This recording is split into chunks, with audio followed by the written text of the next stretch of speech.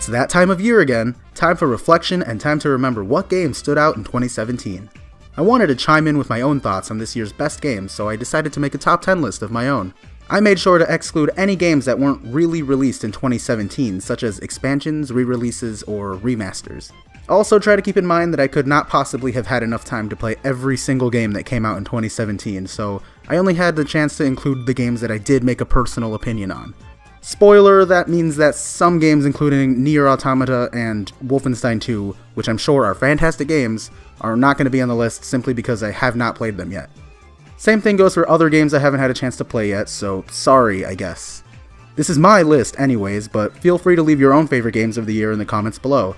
Also, if my voice sounds a little bit weird, it's because I am a little bit sick at the time of recording this. Anyways, let's get started.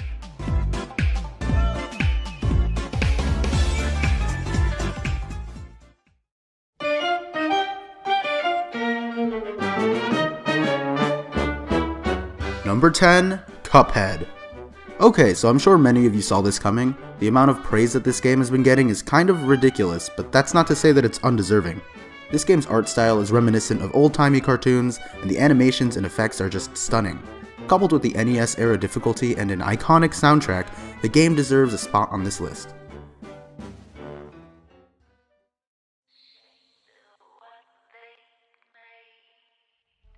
Number 9, Resident Evil 7 Biohazard. Now I'll be honest, I am not the biggest horror fan. I don't really scare easily, it's just that I hate putting myself in uncomfortable situations. That being said, my time with Resident Evil 7 was one of pure tension and stress. Somehow I remained engaged and wanted to push further and continue to unravel the mysteries of the Baker family. Fans of the series finally got what they were asking for as Resident Evil 7 goes back to the series' survival horror roots.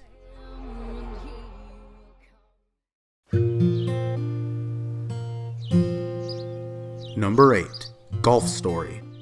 What do you get when you combine a golf simulator with a story-driven RPG? Well, you get Golf Story, a game that puts you in the shoes of an aspiring pro golfer who has the drive to put himself through rigorous training to get on par with other pro golfers.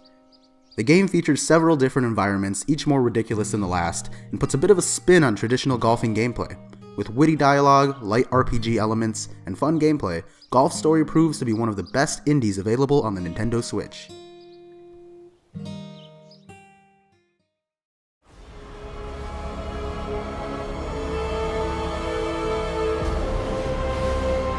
Number 7, Injustice 2. If you haven't played the Injustice games or read any of the Injustice comics, you need to do yourself a favor. Injustice 2 has an outstanding story that completely changes the way you look at your favorite superheroes.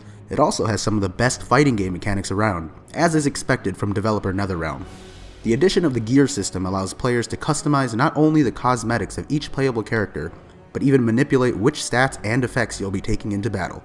Injustice 2 surely packs a heavy punch.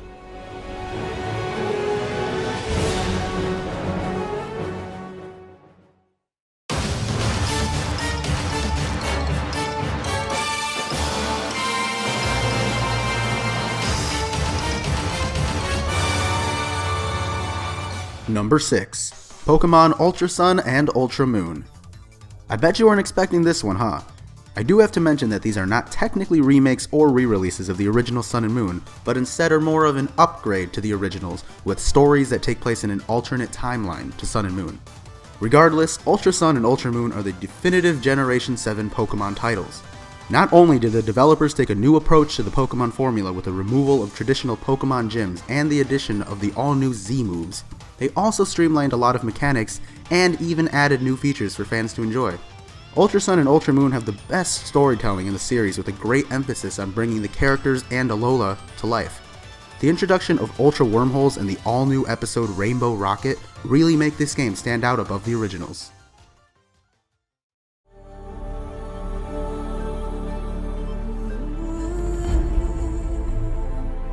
Number 5, Horizon Zero Dawn.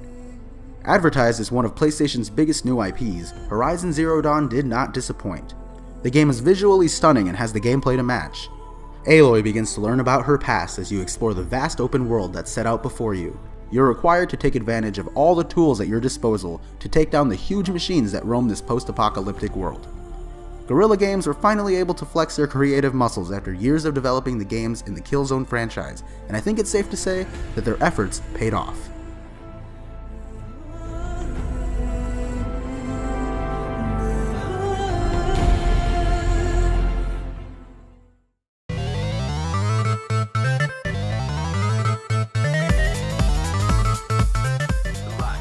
Number 4, Sonic Mania.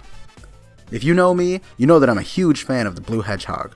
Despite his less than stellar appearances in past years, things are finally looking up for Sonic. Yeah, let's just ignore that. Sonic Mania is a game that is made by the fans, for the fans.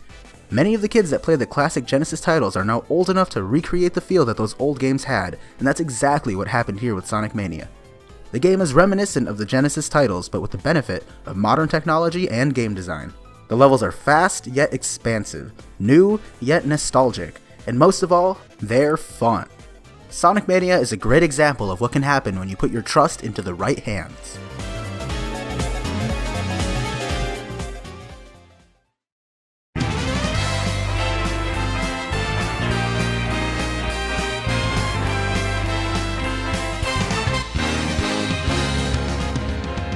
Number 3, Super Mario Odyssey. So I actually have a review of this game up on the channel already. I go into the details of how I feel about this game in there, but a very brief summary is that I really like this game. The music, the visuals, the environments, the level design, what else can I say? Super Mario Odyssey is not only one of the best games of the year, it is one of the best games in the entire franchise.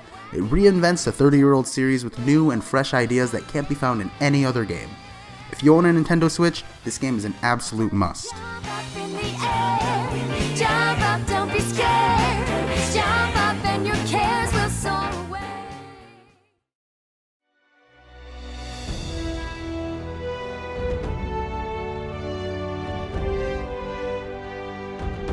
Number 2, The Legend of Zelda: Breath of the Wild. Okay, so don't kill me for not putting this game at number 1. I know that for a lot of people this is absolutely the game of the year without a question, but I'll get into that a little bit more when I get to number 1. Anyways, how could I not put this game towards the top of the list? Not only did The Legend of Zelda: Breath of the Wild blow me away, it reminded me of what a game is meant to be, fun and engaging. Breath of the Wild is a strong display of how innovation can truly reinvent a long-standing franchise. Without throwing away the aspects of previous titles, Breath of the Wild really does breathe new life into the series. The game gives you all of the tools you need, and then lets you do the rest.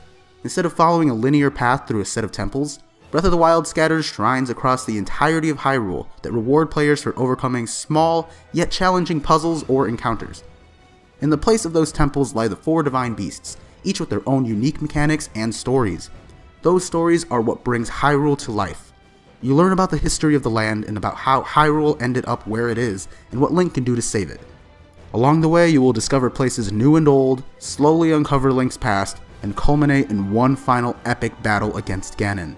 Nintendo really outdid themselves this year by releasing some genuinely outstanding games, giving the Switch one of the best console launch year lineups to date.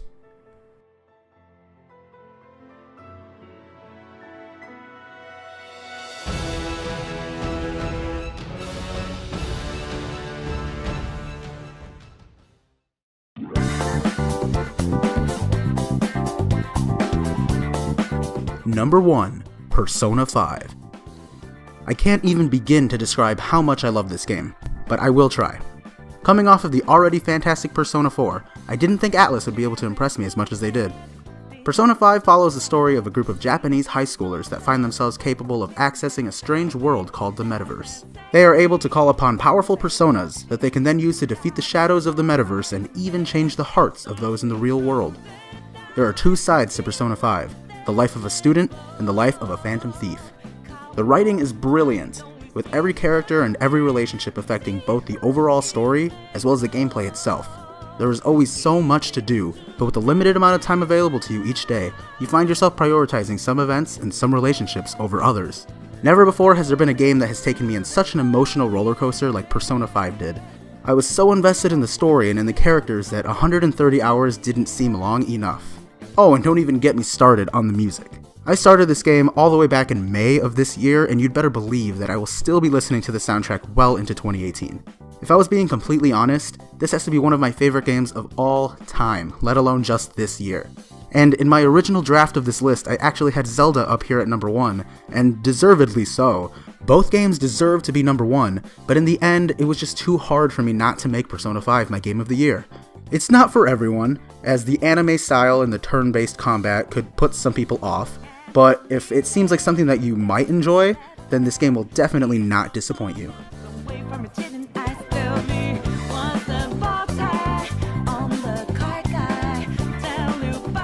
Phew, making that list was a lot harder than I thought it would be. It turns out that I didn't really play as many quality games this year as I had thought. I definitely could have spent my time more wisely. Sorry again if your favorite games weren't listed here, but this is my personal top 10 list, so feel free to share your own, as I'd like to see what games everyone else enjoyed this year. Be sure to check out some of my other videos if you like this one. Oh, and do all the liking and subscribing stuff too. See ya in 2018.